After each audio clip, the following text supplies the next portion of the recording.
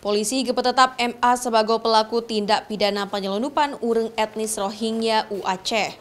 Halnya baru terbukti banleuh geselidiki le polisi tentang peran MA sebagai urang yang terlibat dalam proses petambang urang Aceh secara ilegal. Bak jaro MA merumpok barang bukti serta keterangan dari Padumtro urang Rohingya tentang peran serta perango MA dalam kasusnya.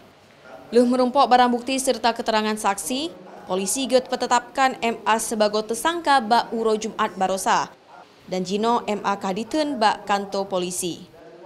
Dari keterangan yang dimerumpok oleh polisi bak saksi-saksi, MA berperan sebagai urang yang atuh serta pakat urang etnis Rohingya yang lain untuk ditinggalkan kamp pengungsi Cox's Bazar Bangladesh menuju Indonesia dengan syarat haruh bayu peng serito sampo serito 20.000 taka atau dengan penggetanyo sekitar 14 hingga 16 juta rupiah per sidro urang. MA-nyo juga berperan sebagai kapten kapal serta pengendali yang para pengungsi Aceh Indonesia.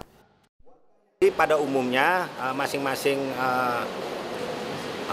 warga Rohingya tersebut itu menyetor uang sebanyak 100.000 sampai dengan 120.000 taka atau 14 juta sampai 16 atau 17 juta rupiah, demikian.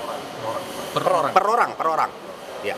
Bahwa kapal itu nggak gratis, kapal itu dibeli sebesar 2 juta taka atau sebesar 280 juta rupiah. Itu uangnya didapat dari mana? Ya dari ini, dari warga yang dikumpulkan untuk menghimpun dan berangkat ke Indonesia.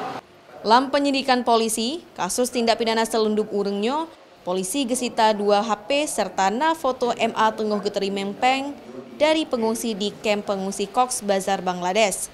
Tersangka MA-nyo dijerat dengan pasal 120 ayat SA Undang-Undang Nomor 6 Tahun 2011 tentang keimigrasian. Mustajab, gelapor ke Kompas TV, Banda Aceh.